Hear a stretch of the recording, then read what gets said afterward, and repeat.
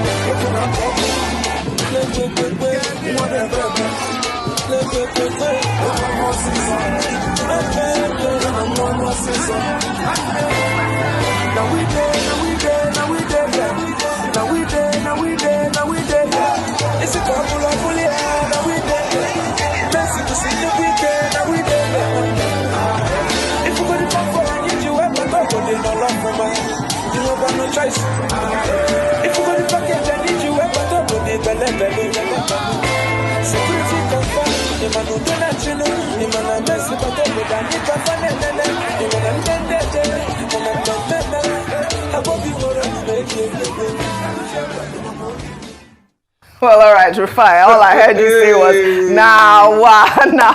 Hey, Oji. What a wahoo, wouldn't you say? But a lot of Nigerians, yes. Well, let's take one reaction, just one, and then I'll come to you, Rufai.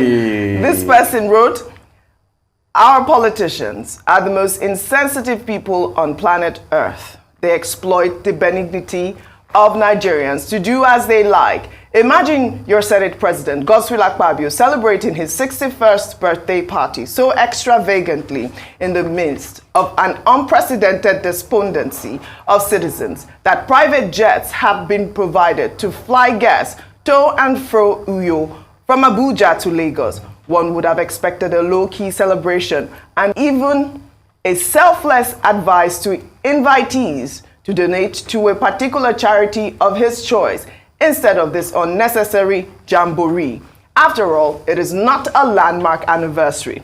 Welcome to APC's Nigeria, where anyhowness reigns. I mean, this guy says anyhowness reigns. Over to you, Rufai. I know you're in shock. I know you're in shock. Oji, I'm in shock. Yeah. You see my first reaction when I saw it? You saw? Interpret. It's like a saying that an elderly person owes a debt. Who is going to pay it? What kind of country have we become, Oji? And you talk, they say you're emotional, you're sensitive. For a 61st birthday, not a milestone year. Even if it's a milestone year, a country where over 100 million people live in multidimensional poverty. CBN has just said now to import now, the dollar equivalent is 952. What it means that cost of car has gone up. You remember the Fela song of a Nigerian saving money to be able to buy this ceiling fan, and the price keeps going on because of inflation. Nigerians are there today at a time where there's a lot of pain, killings all over the country. Anyway, kudos to the senators for putting their December salary towards that in Kaduna. But at a time where there's a lot of suffering and avarice, then you are running around the stadium and you've packed people full. The Senate President should please tell Nigeria how much that birthday party cost him. This is the same Senate President that was former Minister of Niger Delta that under him we had a fainting spell of Professor Ponde. Until date, they've not been able to tell us what happened in the Niger Delta ministry. He should please tell us how much he spent for the logistics of bringing those thousands of people in the stadium and how much they were paid. There are many things we need to learn. This is way too extravagant. Yeah. And people that advised him on this advised him wrongly. I had to call somebody in the state. They said, oh, he wanted to come and show it and assert himself politically. Oh, to assert himself politically? Yes. I thought it was to share his No, there was a political implication to it. To assert that he was to assert himself. Yeah. That's why he should tell us, is he preparing for 2027 or after that? Well, because you see, when we see politicians run, you remember the case of Amechi and his declaration. That was why he packed out the stadium. At the time, people, they should tell us what is going on. At first, it was COP. Now it's the Akpabio gate. Akpabio gate. I like that. Well, you know, the optics look really bad. Ayo, it looks really bad. But some people have said, you know, there will be donations from his friends, senators. But I mean, like that Twitter user said, why can't the donations go to something more meaningful? Okay, so first of all, let me start with the happy birthday, Senator Akpabio. It was his 61st birthday, and of course, the first thing that came to mind as well was it wasn't a landmark. However, landmark depends on your perspective. For him, this was his first birthday post being Senate President of Nigeria, so he had to declare and show. The second thing is what you know where we ended on with regards to the fact that it was also could be tagged as a homecoming for him.